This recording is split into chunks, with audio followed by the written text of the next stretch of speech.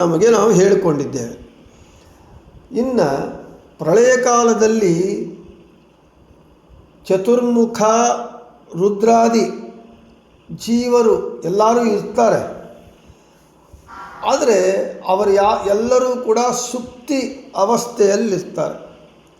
ಆದ ಕಾರಣ ಅವರು ತಮ್ಮ ಗುಣಗಳನ್ನು ಅವರು ಅನುಭವಿಸುವುದಿಲ್ಲ. ಇನ್ನು ಲಕ್ಷ್ಮೀದೇವಿ ಹಾಗೂ ಮುಕ್ತರು ತಮ್ಮ ಗುಣಗಳನ್ನು ಅನುಭವಿಸುತ್ತಾ ಇರ್ತಾರೆ. ಆದರೆ ಸ್ವತಂತ್ರವಾಗಿ ಗುಣಗಳನ್ನು ಅನುಭವಿಸುವವರು ಆಗಲ್ಲವರು. ಭಗವಂತನ ಸ್ವಾತಂತ್ರ್ಯಕ್ಕೆ ಒಳಪಟ್ಟು ಇರ್ತಾರೆ. ಇಲ್ಲಿ ಲಕ್ಷ್ಮೀದೇವಿ ಮುಕ್ತರು ಗುಣಗಳನ್ನು ಅನುಭವಿಸುತ್ತಾ ಇದ್ದರೂ ಪರಾಧೀನವಾದಂತಹ ಅನುಭವ, ಆ ಪರಾಧೀನವಾದ ಅನುಭವವನ್ನು ನಾವ್ಯಾರೂ ಒಪ್ಪೋದಿಲ್ಲ. ನಾವು ಭಿಕ್ಷುಕನಿಗೆ ಅವನು ಜೀವನ ಮಾಡ್ತಾನೆ, ಅವನು ಎಲ್ಲ ಮಾಡ್ತಾನೆ. ಆದರೆ ಭಿಕ್ಷುಕನನ್ನು ಯಾರೂ ಗುರುತಿಸೋದಿಲ್ಲ, ಅವನಿಗೆ ಯಾವ ಸ್ಥಾನಮಾನಗಳು ಗೌರವವೂ ಇರೋದಿಲ್ಲ. ಅಂದರೆ ಇಲ್ಲಿ ನಮಗೆ ಅದೇ ಪರಾಧೀನೇನ ವಿತ್ತೇನ ಭುಂಜನ್ನಪೀಹಿ ಭಿಕ್ಷುಕ ವಿತ್ತವಾನಿತಿ ನೈವೋಕ್ತಸ್ತಥಾ ಶ್ರೀ ಮುಕ್ತಿಗಾ ಅಪಿ. ಭಿಕ್ಷುಕನೂ ಕೂಡ ಊಟ ಮಾಡ್ತಾನೆ, ದುಡ್ಡೆಲ್ಲ ಮಾಡ್ತಾನೆ, ಮಾಡಿದರೂ ಕೂಡ ಅವನನ್ನು ದುಡ್ಡಿದ್ದವನು ಅಂತ ಯಾರು ಹೇಳಲ್ಲ. ಹಾಗೆ ದೃಷ್ಟಾಂತ ಕೊಡ್ತಾ ಇದ್ದಾರೆ ಆಚಾರ್ಯ. ಲಕ್ಷ್ಮೀದೇವಿ ಮುಕ್ತರು ಅವರ ಗುಣಗಳನ್ನು ಅವರು ಅನುಭವಿಸುತ್ತಾ ಇದ್ದರೂ ಅದು ಸ್ವತಂತ್ರವಾಗಲ್ಲ, ಭಗವಂತನ ಪ್ರಭುತ್ವಕ್ಕೆ ಅಧಿಕಾರಕ್ಕೆ ಒಳಪಟ್ಟು ಅನುಭವಿಸುತ್ತಾ ಇರ್ತಾರೆ. ಆದ ಕಾರಣ ಅವರಿಗಿದ್ರೂ ಇಲ್ಲದೇ ಇರುವ ಲೆಕ್ಕದಲ್ಲೇ ಹೇಳ್ತಾ ಇದ್ದಾರೆ. ಆದರೆ ಪ್ರಳಯ ಕಾಲದಲ್ಲಿ ಸ್ವತಂತ್ರವಾಗಿ ತನ್ನ ಗುಣಗಳನ್ನು ಅನುಭವಿಸುತ್ತಾ ಇರುವವನು ಯಾರು ಅಂತ ಹೇಳಿದರೆ ಭಗವಂತ. ಅವನನ್ನು ಆತ್ಮ ಎಂದು ಕರೆಯಲ್ಪಡ್ತಾ ಇದ್ದಾರೆ. ಆತ್ಮಾವಾ ಇದಮೇಕ ಏವ ಅಗ್ರ ಆಸೀನ್ನ ಅನ್ಯತ್ ಕಿಂಚನ ಮಿಷತ್. ಆತ್ಮ ಎಂದು ಕರೆಯಲ್ಪಡ್ತಾ ಭಗವಂತನು ಪ್ರಳಯ ಕಾಲದಲ್ಲಿ ಅವನೊಬ್ಬನೇ ಸ್ವತಂತ್ರವಾಗಿ ತನ್ನ ಗುಣಗಳನ್ನು ಅನುಭವಿಸುತ್ತಾ ಇರ್ತಾನೆ. ಆದ ಕಾರಣ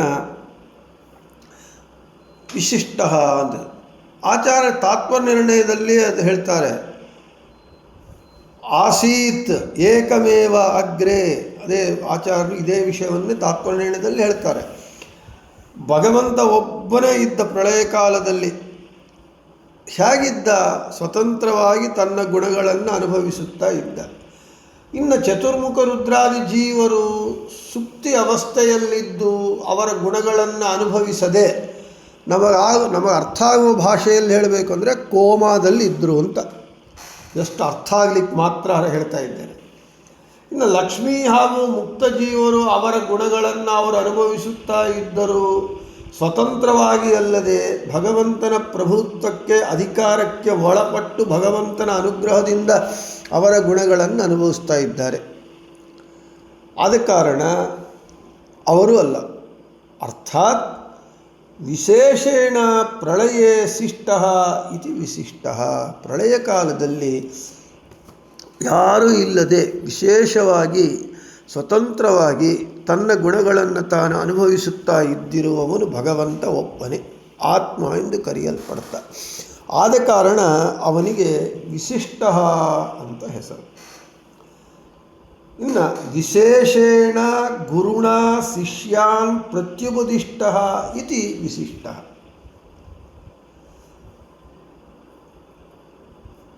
ಗುರುವಿನಿಂದ ಶಿಷ್ಯರನ್ನು ಕುರಿತು ವಿಶೇಷವಾಗಿ ಉಪದೇಶಿಸಲ್ಪಡುವವನು. ಗುರುಗಳಿಂದ ಶಿಷ್ಯರು, ಗುರುಗಳು ಶಿಷ್ಯರಿಗೆ ಉಪದೇಶ ಮಾಡ್ತಾರೆ. ಏನು ಉಪದೇಶ ಮಾಡ್ತಾರೆ? ಯಾರನ್ನು ಉಪದೇಶ ಮಾಡ್ತಾರೆ ಅಂದರೆ ಭಗವಂತನನ್ನು, ಭಗವಂತನ ಜ್ಞಾನವನ್ನು, ಭಗವಂತನ ಲಕ್ಷಣಗಳನ್ನು, ಭಗವಂತನ ಗುಣಗಳನ್ನು, ಅವನ ಅನಂತ ಕ್ರಿಯೆಗಳನ್ನು, ಅನಂತ ವಿಶೇಷಗಳನ್ನು, ಅನಂತ ನಾಮಗಳನ್ನು.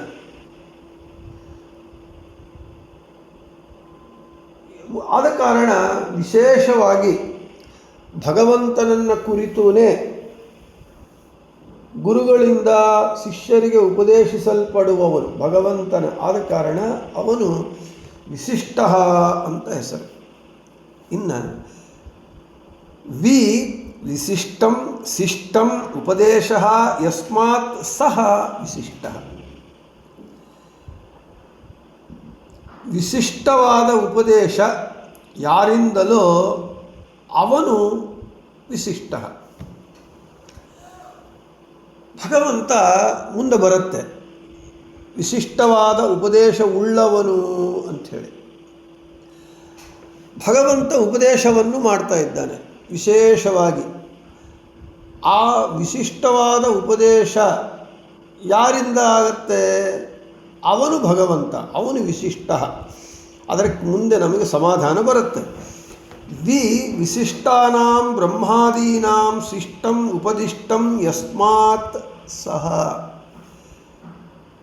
ವಿಶಿಷ್ಟರಾದ ಚತುರ್ಮುಖಾದಿಗಳಿಗೂ ಉಪದೇಶ ನೀಡುವವನು. ಚತುರ್ಮುಖ ಬ್ರಹ್ಮನಿಗೆ, ಜೀವೋತ್ತಮರಾದ ಚತುರ್ಮುಖ ಬ್ರಹ್ಮನಿಗೆ, ಅವರಿಗೆ ವಾಯುದೇವರಿಗೆ ಇವರಿಗೆ ಉಪದೇಶವನ್ನು ನೀಡಬೇಕು ಅಂತ ಹೇಳಿದರೆ ಆ ಉಪದೇಶ ವಿಶಿಷ್ಟವಾಗಿ ವಿಶೇಷವಾಗಿರಬೇಕು. ಅಂತಹ ವಿಶಿಷ್ಟವಾದ ವಿಶೇಷವಾದ ಉಪದೇಶ ಬ್ರಹ್ಮವಾಯುಗಳಿಗೆ ವಿಶಿಷ್ಟನಾದಂತಹ ಭಗವಂತನು ಬಿಟ್ಟು ಇನ್ನು ಯಾರೂ ಮಾಡಲಿಕ್ಕೆ ಸಾಧ್ಯವಾಗಲ್ಲ. ಆದ ಕಾರಣ ವಿಶಿಷ್ಟವಾದ ಉಪದೇಶವುಳ್ಳವನು. ಆದ ಕಾರಣ ವಿಶಿಷ್ಟ. ವಿಶಿಷ್ಟರಾದ ಚತುರ್ಮುಖಾದಿಗಳಿಗೆ ವಿಶೇಷವಾಗಿ ಉಪದೇಶ ನೀಡುವವನಾದ ಕಾರಣ ಭಗವಂತನಿಗೆ ವಿಶಿಷ್ಟ ಅಂತ ಹೆಸರು. ಇದೇ ವಿಷಯವನ್ನೇ ಭಾಗವತದಲ್ಲಿ ಮಂಗಳಾಚರಣ ಶ್ಲೋಕದಲ್ಲಿ ವೇದವ್ಯಾಸ ದೇವರು ಹೇಳ್ತಾರೆ. ಜನ್ಮಾದ್ಯಸ್ಯತೋನ್ವಯಾದಿತರತಶ್ಚ ಅರ್ಥೇಶು ಅಭಿಜ್ಞಃ ಸ್ವರಾಟ್ ತೇನೇ ಬ್ರಹ್ಮ ಹೃದಯ ಆದಿಕವಯೇ ಮುಹ್ಯಂತಿಯಂ ಸೂರಯಃ. ಆದಿಕವಿ ಎಂದು ಕರೆಯಲ್ಪಡುವಂತಹ ಬ್ರಹ್ಮದೇವರಿಗೆ ಉಪದೇಶವನ್ನು ಮಾಡ್ತಾ ಇದ್ದಾನೆ ಭಗವಂತ. ಮೊಟ್ಟ ಮೊದಲು ಹಯಗ್ರೀವರೂಪಿ ಭಗವಂತ ಚತುರ್ಮುಖ ಬ್ರಹ್ಮನಿಗೆ ವೇದಗಳನ್ನು ಉಪದೇಶ ಮಾಡಿದ. ಆ ಬ್ರಹ್ಮನ 4 ಮುಖಗಳಿಂದ ವೇದಗಳು ಹೊರಗೆ ಬಂತು. ಆದ ಕಾರಣ ವಿಶಿಷ್ಟರಾದ ಚತುರ್ಮುಖಾದಿಗಳಿಗೆ ವಿಶೇಷವಾಗಿ ಉಪದೇಶ ಮಾಡುವವನಾದ ಕಾರಣ ವಿಶಿಷ್ಟ ಅಂತ ಹೆಸರು. ಅಂತಹ ವಿಶಿಷ್ಟವಾದ ಉಪದೇಶವು ಉಳ್ಳವನಾದ ಕಾರಣ ಅಂತಹ ವಿಶಿಷ್ಟವಾದ ಉಪದೇಶ ಯಾರಿಂದಾಗತ್ತೋ ಅವನು ವಿಶಿಷ್ಟ. ಭಗವಂತನಿಂದ ಆಗತ್ತಾದ ಕಾರಣ ಬ್ರಹ್ಮಾದಿ ದೇವತೆಗಳಿಗೆ ಅವನು ವಿಶಿಷ್ಟ ಎಂದು ಕರೆಯಲ್ಪಡ್ತಾ ಇದ್ದಾನೆ. ಇನ್ನು ವಿಶಿಷ್ಟಂ ಶಿಷ್ಟಂ ದಂಡನಂ ಯಸ್ಮಾತ್ ಸಹ ವಿಶಿಷ್ಟ. ವಿಶಿಷ್ಟವಾದ ವಿಶಿಷ್ಟವಾದ ಶಿಷ್ಟಂ ದಂಡನಂ ದಂಡನೆ ಅಂದರೆ ಶಿಕ್ಷೆ ಯಾರಿಂದಾಗತ್ತೋ ಅವನು ವಿಶಿಷ್ಟ. ಭಗವಂತ ಏನು ಮಾಡ್ತಾ ಇದ್ದಾನೆ? ದೈತ್ಯರಿಗೆ ರಾಕ್ಷಸರಿಗೆ ವಿಶಿಷ್ಟವಾಗಿ ಶಿಕ್ಷೆಯನ್ನು ಕೊಡ್ತಾ ಇದ್ದಾನೆ. ಅವರು ಮಾಡಿದ ಪಾಪಕರ್ಮಗಳಿಗೆ ವಿಶೇಷವಾಗಿ ಭಗವಂತ ಶಿಕ್ಷೆಯನ್ನು ಕೊಡ್ತಾ ಇದ್ದಾನೆ. ಆದ ಕಾರಣ ಭಗವಂತನಿಗೆ ವಿಶಿಷ್ಟ ಅಂತ ಹೆಸರು. ವಿಶಿಷ್ಟಾನಾಂ ರುದ್ರೇಂದ್ರನಾಮಪಿ ಶಿಷ್ಟಂ ದಂಡನಂ ಯಸ್ಮಾತ್ ವಿಶಿಷ್ಟ. ಅದಕ್ಕಿನ್ನು ವಿವರಣೆ ಕೊಡ್ತಾ ಇದ್ದಾರೆ. ರುದ್ರ ಇಂದ್ರಾದಿಗಳು ಇವರು ವಿಶಿಷ್ಟರು. ವಿಶಿಷ್ಟರಾದ ರುದ್ರ ಇಂದ್ರಾದಿಗಳಿಗೂ ದಂಡನೆ ಕೊಡುವವನು. ಆದ ಕಾರಣ ವಿಶಿಷ್ಟ. ವಿಶಿಷ್ಟಾನಾಂ ವಿಶಿಷ್ಟರಾದ ರುದ್ರೇಂದ್ರನಾಮಪಿ ರುದ್ರೇಂದ್ರಾದಿಗಳಿಗೂ ಶಿಷ್ಟಂ ದಂಡನಂ ಶಿಕ್ಷೆ ಯಾರಿಂದಾಗತ್ತೋ ಅವನು ವಿಶಿಷ್ಟ. ಇನ್ನು ರುದ್ರ ಇಂದ್ರಾದಿಗಳಿಗೆ ಶಿಕ್ಷೆ ನೀಡುವವನು ಅಂತ ಹೇಳಿದರೆ ರುದ್ರದೇವರು ಇಂದ್ರದೇವರು ಕಲಿಯ ಆವೇಶದಿಂದ ತನ್ನಲ್ಲಿ ತಪ್ಪುಗಳನ್ನು ಮಾಡಿದಾಗ ಅಪರಾಧಗಳನ್ನು ಮಾಡಿದಾಗ ಅವರ ಗರ್ವವನ್ನು ಅಹಂಕಾರವನ್ನು ಸೊಕ್ಕನ್ನು ಭಂಗ ಮಾಡ್ತಾನೆ ಭಗವಂತ. ಕೃಷ್ಣನಾಗಿ ಭಗವಂತ ಅವತಾರ ಮಾಡಿದಾಗ ಗೋಪಾಲಕರೆಲ್ಲರೂ ಕೂಡ ಇಂದ್ರನನ್ನು ವರ್ಷಕ್ಕಾಗಿ ಪೂಜೆ ಮಾಡುವಾಗ ಇಂದ್ರನಿಗೆ ಬೇಡ, ಪರ್ವತಕ್ಕೆ ಗೋವರ್ಧನ ಇದು ಪರ್ವತಕ್ಕೆ ಪೂಜೆ ಮಾಡಿ ಅಂತ ಕೇಳಿದಾಗ ಹಾಗೆ ಮಾಡಿದರು. ಆವಾಗ ಇಂದ್ರ ಸಿಟ್ಟು ಮಾಡಿಕೊಂಡು ಸುರುಮಳಿ ಸುರಿಸಿದ. ಆಗ ಏನು ಮಾಡಿದ, ಇಂದ್ರನ ಸೊಕ್ಕನ್ನು ಮುರಿಲಿಕ್ಕಾಗಿ ಗೋವರ್ಧನಗಿರಿ ಪರ್ವತವನ್ನು ತನ್ನ ಕಿರಿ ಬೆರಳಿನ ಮೇಲೆ ಇಟ್ಟು ಹೊತ್ತ, ನಂದಗೋಕುಲವನ್ನೆಲ್ಲರನ್ನ ಕಾಪಾಡಿದ. ಆಗ ಇಂದ್ರ ತನ್ನ ಅಹಂಕಾರವನ್ನು ಕಳ್ಕೊಂಡು ಭಗವಂತನಿಗೆ ಬಂದು ಶರಣಾಗ್ತಾನೆ. ಈ ರೀತಿಯಾಗಿ ವಿಶಿಷ್ಟರಾದ ರುದ್ರ ಇಂದ್ರಾದಿಗಳಿಗೂ ದಂಡನೆ ನೀಡುವವನಾದ ಕಾರಣ ಅವನು ವಿಶಿಷ್ಟ ಅಂತ ಹೇಳಿ. ಇನ್ನು ವಿಗತಂ ಶಿಷ್ಟಂ ಶಾಸನಂ ದಂಡನಂ ವಾ ಯಸ್ಮಾತ್ ವಿಶಿಷ್ಟ.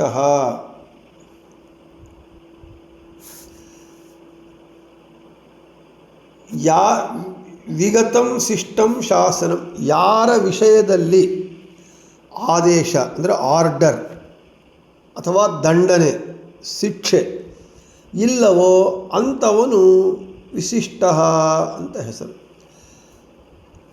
ವಿಶಿಷ್ಟರಾದ ರುದ್ರ ಇಂದ್ರಾದಿಗಳಿಗೆ ಶಿಕ್ಷೆ ಕೊಡುವವನು, ಆದೇಶ ನೀಡುವವನು ಭಗವಂತನಾದರೆ, ವಿಶಿಷ್ಟರಿಗೆ ವಿಶಿಷ್ಟನಾದ ಭಗವಂತನಿಗೆ ಆರ್ಡರ್ ಮಾಡುವವನು ಯಾವನೂ ಇಲ್ಲ, ಅವನಿಗೆ ಶಿಕ್ಷೆ ಹಾಕುವವನು ಯಾವನೂ ಇಲ್ಲ.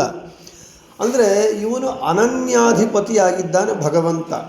ಭಗವಂತನೇ ಬಿಗ್ ಬಾಸ್, ಅವನಿಗೆ ಮೇಲೆ ಇನ್ನೊಬ್ಬ ಬಾಸೇ ಇಲ್ಲ.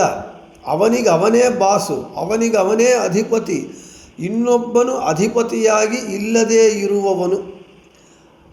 ಭಗವಂತನಿಗೆ ಆದೇಶ ಮಾಡುವವನಾಗಲಿ ಭಗವಂತನಿಗೆ ಶಿಕ್ಷೆ ಕೊಡುವವನಾಗಲಿ ಯಾವನೂ ಇಲ್ಲ. ಆದ ಕಾರಣ ಭಗವಂತನು ವಿಶಿಷ್ಟ ಎಂದು ಕರೆಯಲ್ಪಡ್ತಾ ಇದ್ದಾನೆ. ಇನ್ನು ವಿಶಿಷ್ಟ ಎಂಬ ವ್ಯಾಖ್ಯಾನವನ್ನು ಇನ್ನೂ ಬೇಕಾದಷ್ಟು ನೋಡಬಹುದು ಅಂತ ಹೇಳ್ತಾ ಇನ್ನು ವಿಶಿಷ್ಟ ನಾಮವನ್ನು ಮುಗಿಸಿ ಜಿಜ್ಞಾಸೆ. ಇಲ್ಲಿ ಪ್ರಳಯ ಕಾಲದಲ್ಲಿ ಯಾರೂ ಇರೋದಿಲ್ಲ, ಭಗವಂತ ಒಬ್ಬನೇ ಇರ್ತಾನೆ ಅಂತ ಹೇಳಿದ್ವಿ. ಆದರೆ ಮತ್ತು ಹೇಳಿಕೊಂಡ್ವಿ, ಮುಕ್ತಿಯನ್ನು ಪಡೆದಂತಹ ಅನಂತ ಜೀವರು ಪ್ರಳಯ ಕಾಲದಲ್ಲಿ ಇರ್ತಾರೆ.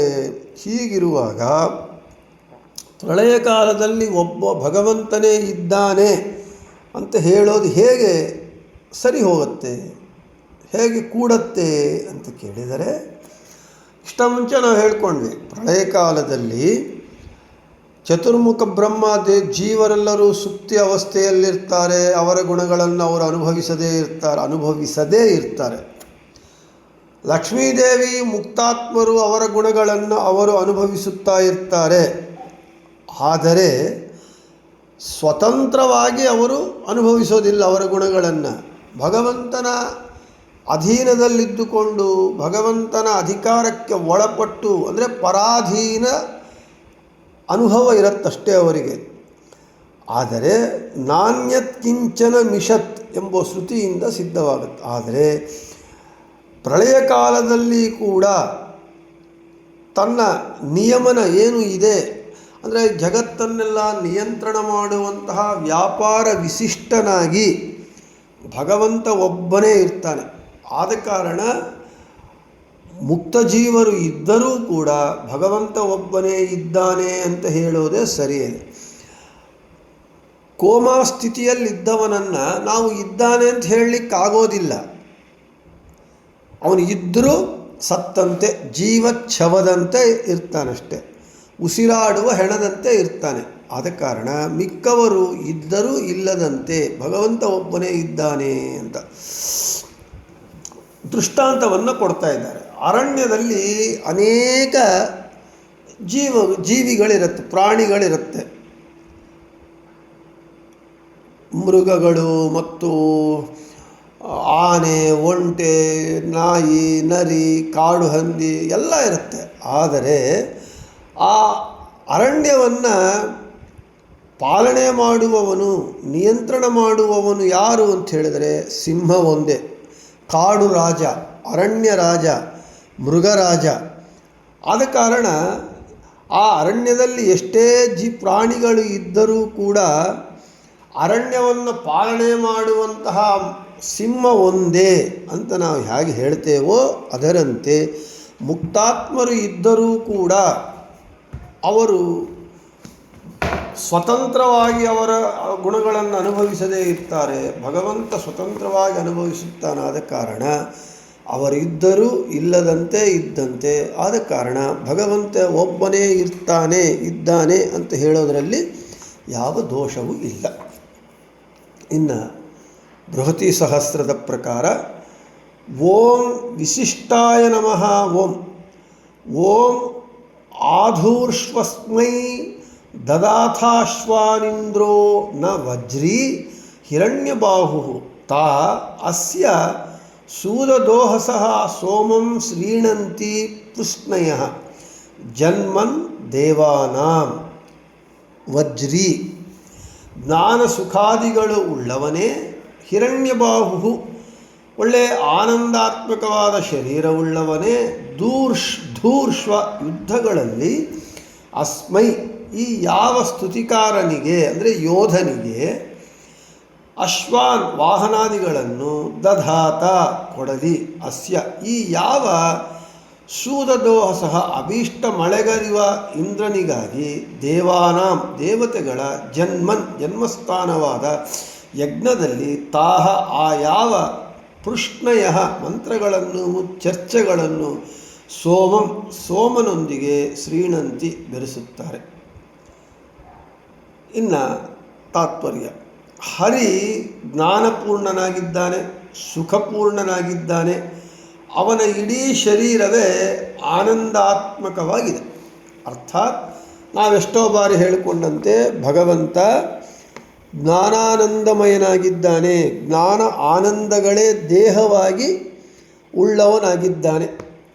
ಅದಕ್ಕೆ ಜ್ಞಾನಪೂರ್ಣ, ಸುಖಪೂರ್ಣ, ಗುಣಪೂರ್ಣ ಅಂತ ಹೇಳ್ತಾ ಅಂಥ ಅವನನ್ನು ಸ್ತೋತ್ರ ಮಾಡಿದರೆ ಯೋಧನಿಗೆ ಕುದುರೆಗಳನ್ನು ಕೊಡ್ತಾನೆ, ಯುದ್ಧದಲ್ಲಿ ಸೈನಿಕನಿಗೆ ಗೆಲುವು ಬೇಗನೆ ಬರುವಂತೆ ಅನುಗ್ರಹ ಮಾಡ್ತಾನೆ. ಇನ್ನು ಯಜ್ಞಶಾಲೆಯಲ್ಲಿ ದೇವತೆಗಳೆಲ್ಲರೂ ಕೂಡ ಆವಿರ್ಭಾವ ಆಗ್ತಾರೆ. ನಾವು ಯಾವ ದೇವತೆಯನ್ನು ಕುರಿತು ನಾವು ಯಜ್ಞವನ್ನು ಮಾಡ್ತೇವೆ ಆಗ ನಮ್ಮ ಯಜ್ಞ ಸರಿಯಾಗಿ ಭಕ್ತಿ ಶ್ರದ್ಧೆಗಳಿಂದ ಶಾಸ್ತ್ರೋಕ್ತವಾಗಿ ನಡೆದು ಯಾವ ದೇವತೆಯನ್ನು ಉದ್ದೇಶಿಸಿ ನಾವು ಯಜ್ಞ ಮಾಡ್ತಾ ಇದ್ದೇವೋ ಆ ದೇವತೆ ನಮ್ಮ ಯಜ್ಞಕಾರ್ಯದಿಂದ ತೃಪ್ತನಾದರೆ ಆ ದೇವತೆಗಳಲ್ಲಿ ಕಾಣಿಸಿಕೊಳ್ತಾರೆ, ಆವಿರ್ಭಾವ ಹೊಂದುತ್ತಾರೆ. ಅಲ್ಲಿ ಆ ಯಜ್ಞಶಾಲೆಯಲ್ಲಿ ನಾವು ಏನು ಆ ಮಂತ್ರಗಳು ಮಾಡ್ತೇವೆ, ವೇದ ಮಂತ್ರಗಳು ಹೇಳ್ತೇವೆ, ಚರ್ಚೆ ಮಾಡ್ತೇವೆ, ಭಗವಂತನ ಬಗ್ಗೆ ನಾವು ಸ್ತೋತ್ರ ಮಾಡ್ತಾ ಆ ಸೋಮರಸದೊಂದಿಗೆ ನಾವು ಅವನ ಜೊತೆಗೆ ಭಗವಂತನ ಜೊತೆಗೆ ಇರ್ತೇವೆ. ನಾವು ಸತ್ಕರ್ಮಗಳು ಮಾಡ್ತಾ ಭಕ್ತಿಯಿಂದ ಭಾರವಾಗಿ ಭಕ್ತಿ ಭಾರದಿಂದ ನಾವು ಭಗವಂತನಲ್ಲಿ ಇರ್ತೇವೆ. ವಜ್ರೀ ಹಿರಣ್ಯಬಾಹು ತಾ ಅಸ್ಯ ಸೂದದೋಹಸಃ ಸೋಮಶ್ರೀಣಂತಿ ಪೃಷ್ಣಯಃ. ವಜ್ರಿ ಜ್ಞಾನ ಸುಖಾದಿಗಳುಳ್ಳವ, ಹಿರಣ್ಯಬಾಹು ಆನಂದಾತ್ಮಕ ದೇಹವುಳ್ಳವನು.